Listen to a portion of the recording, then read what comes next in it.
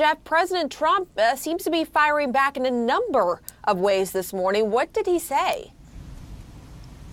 Good morning, Pamela. The president certainly did. He was at his Mar-a-Lago resort, certainly feeling comfortable in his surroundings there. You saw him for a long time on the phone, making a phone call to members of the armed services from different branches who are serving indeed in different parts of the world. But then the president decided to use this moment here on Thanksgiving to get some political points in as well, coming in, essentially expounding on things he has been saying all week long, particularly about the border. Pamela, take a listen to what the president said about troops at the border and that controversial decision he's been blasting all week from the Ninth Circuit.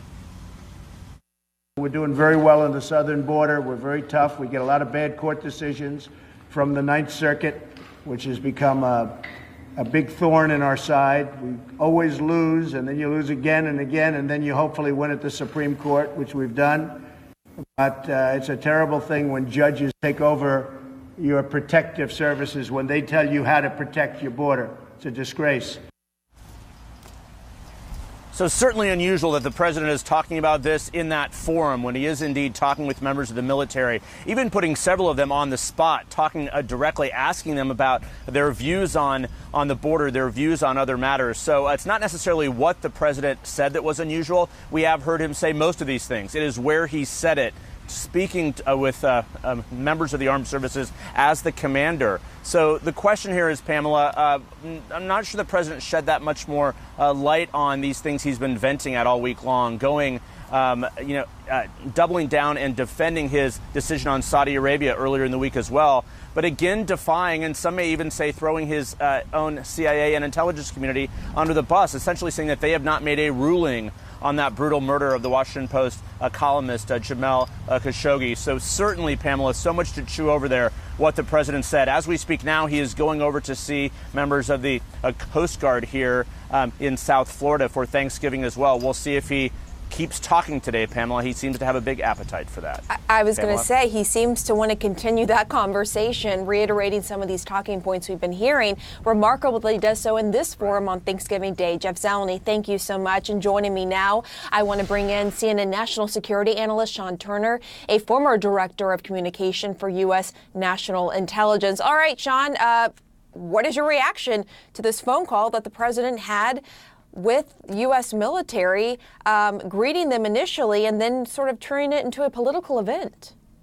Yeah, thanks for having me, Pam. First, I think it's important to point out that I give the president credit for making the phone call. It's the right thing to do. He needed to call troops. He needed to thank them on Thanksgiving Day. But like is so often the case, when the president goes off script, oftentimes he goes off script in ways that are particularly harmful, particularly unfortunate. And I think that's what happened in this case. Look, you have service members who are serving overseas on Thanksgiving Day. They are in harm's way. And the one thing that the president should not do is he should not seek to bring politics to them. That's not where they should be focused. That's not what their mind should be on. Pam, I served 21 years in the Marine Corps, and I can honestly say that having been on the receiving end of some of these calls, I never felt as though the president, whether it was Republican or Democrat, was bringing politics into the work that we were doing on behalf of the country. Well, and just to sort of set the stage here, this was live. He's talking to members of the military in a teleconference. How do you think they felt as he was asking them questions and bringing politics into them? I mean, try to put yourself in their shoes as someone who served in the military. Yeah, this had to be extremely difficult for those service members. Look, when you make a vow to serve your country in uniform, you agree to do that because you love your country. You agree to work for the commander-in-chief, to work for the people of this country. And you agree to do that without bringing politics into the work that you do.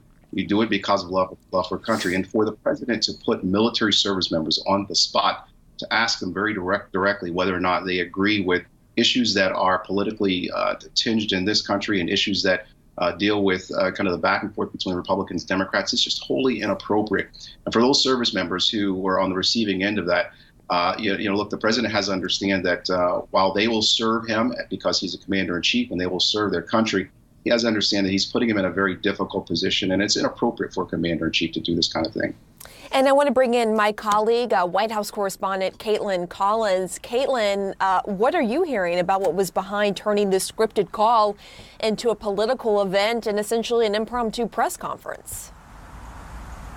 Well, essentially, Pam, it's just President Trump being President Trump. He started off scripted. He made the typical remarks, thanking them for their service, saying he wished they could be with their families on this holiday. And then he went off script, as he often does. And it was during that part that it strayed from the typical military comments, the typical thanks and words of gratitude on a day like today. And it turned into him not only making political remarks about the border and about the wall, which he referred to as barbed wire plus, and comparing one service member's recent achievements to going to the Wharton School of Finance, which some members of the Trump family have done. But also he turned it into potentially breaching some sensitive information and making it more like a private call that the commander-in-chief would have with some troops, asking why certain ships were only in certain areas and how many troops were being commanded by certain people. But then the president started taking questions from reporters after he hung up the phone with those military members, and it really got interesting only more from there.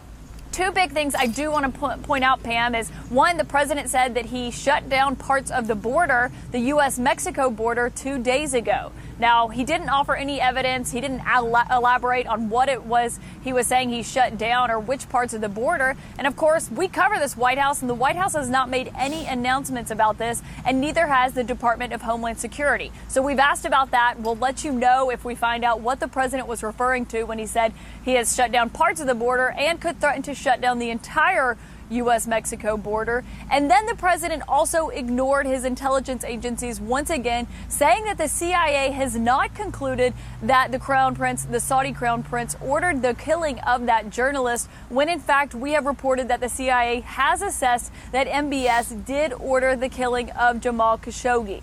Now, the president disagreed with that, but then he also said essentially that if the Crown Prince had ordered it, he wasn't going to disrupt a relationship with a U.S. ally, which he called a strategic partnership, just because of that, Pamela.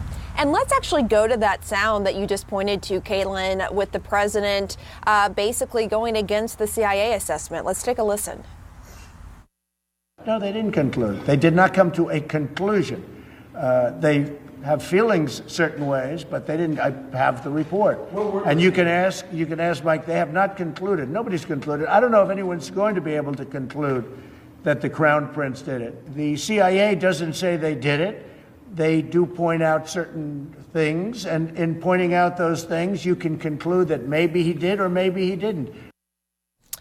All right, so let's unpack that statement. I want to bring you in, Admiral Kirby, because as we all know, the CIA doesn't offer conclusions. The CIA offers assessments and assigns a confidence level. So do you think that the president is sort of using that as a way out of putting the blame on the Crown Prince here in the murder of Jamal Khashoggi?